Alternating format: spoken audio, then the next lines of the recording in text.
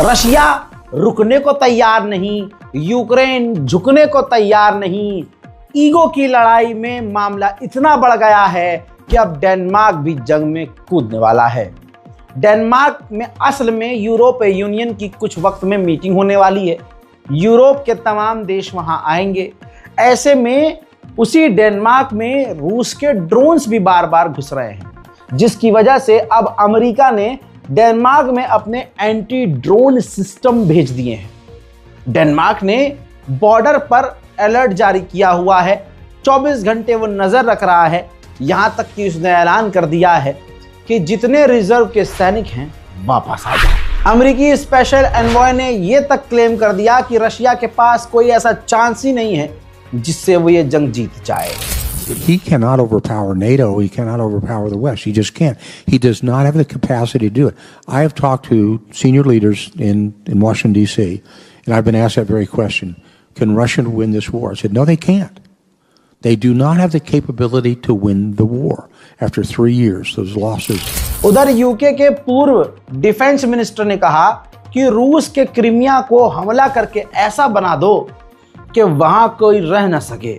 इससे जो पुतिन है उनका ईगो हर्ट होगा और वो टूट जाएंगे। दोस्तों, अब आप खुद देखिए आस पड़ोस से बयान कैसे आ रहे हैं। आग लगाने वाले, आग भड़काने वाले, जंग को बढ़ाने वाले। उधर हंगरी के प्रधानमंत्री ने यह कह दिया कि ये जंग पहले से डिसाइड हो चुकी है। रशिया ये जंग जीत चुका है। अब बस इंतजार है कि रशिया कब और किससे डील करता है। भैया, इराक की कोर्ट ने एक इराकी व्यक्ति को फांसी की सजा सुना दी है, क्योंकि वो जो इराक के लड़ाके हैं, इराक के लोग हैं, उनको रूस भेज रहा था रशिया की तरफ से यूक्रेन से लड़ने के लिए। उधर ये जंग इतनी फैल रही है कि अब तस्वीर देखिए, यूक्रेन का एक समुद्री ड्रोन तुर्की तक पहुंच गया, तुर्की के तट पर पहुंच गया, जिसे तुर्की ने सीज किया है। उधर यूक्रेन के दनिप्रो पर रूस खतरनाक बमबारी कर रहा है। तस्वीर आपके सामने।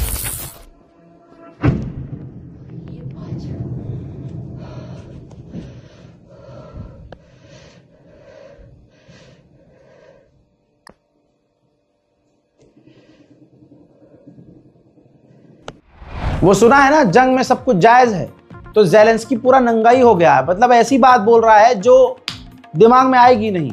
ज़ेलेंस्की ने एक वीडियो बनाया और उसके अंदर दावा किया कि ज़ैपोरिज़िया यानी रूस अपने इलाकों पर खुद ही बमबारी कर रहा है। सुनेंगे? सुन लीजिए। Не було такого аварійна ситуація на Запорізькій атомній станції. Ситуація критична. Через російські обстріли станція відключена від живлення, від електромережі. Забезпечується електрикою від дизель-генераторів. Це надзвичайно.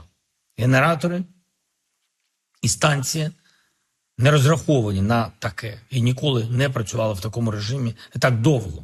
І вже у нас є інформація, що один з генераторів вийшов з ладу. І саме росіяни через обстріли перешкоджають ремонту ліній електромережі до станції та відновлення. उधर जो देश अभी तक परमाणु के बारे में सोचते नहीं थे, उनमें से एक देश स्वीडन भी अब परमाणु के लिए सोच रहा है, क्योंकि रूस का उसे खौफ है। रूस के आसपास देशों में सच में हड़कंप है और रशिया को इस बारे में जरूर सोचना चाहिए।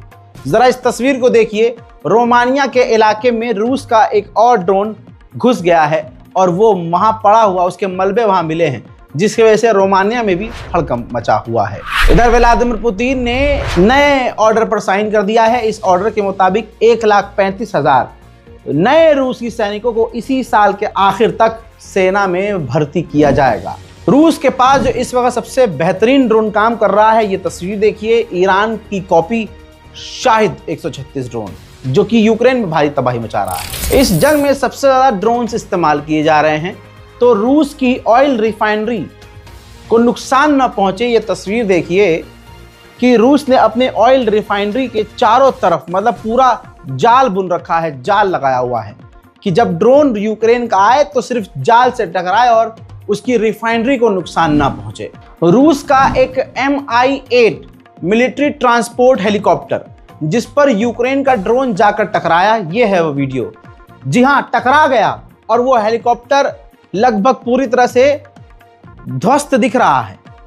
लेकिन ये पायलट की कामयाबी देखिए कि उसने बड़े ही सतर्कता और सावधानी से उस हेलीकॉप्टर को सही सलामत उतार लिया।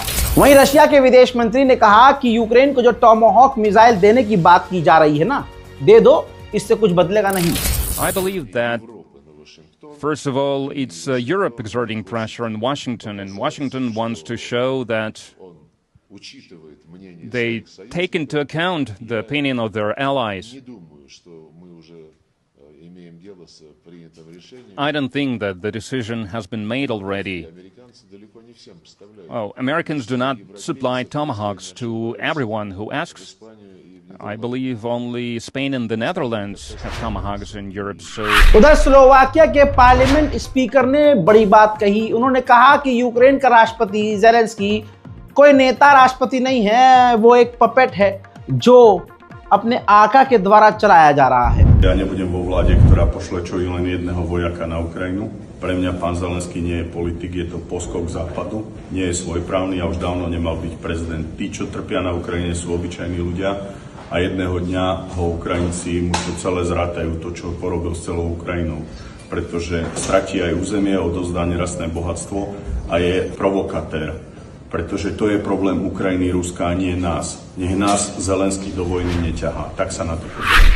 उधर यूरोप ने एक बार फिर से प्राइवेटली रूस से कह दिया है कि हम अब आपके फाइटर जेट गिराने को तैयार हैं अगर वो हमारे इलाकों में घुसे।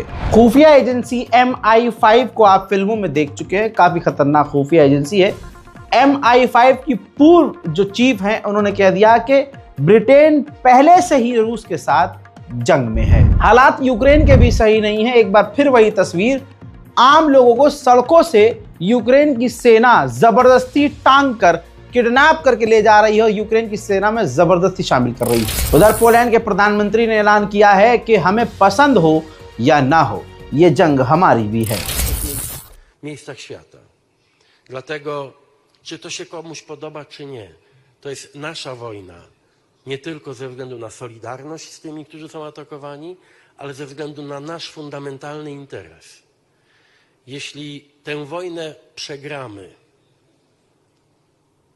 bo musimy mówić w pierwszej osobie, to konsekwencje tego dotykać będą nie tylko naszego pokolenia, ale także... हजरात, दोगलेपन की इंतहा देखिए।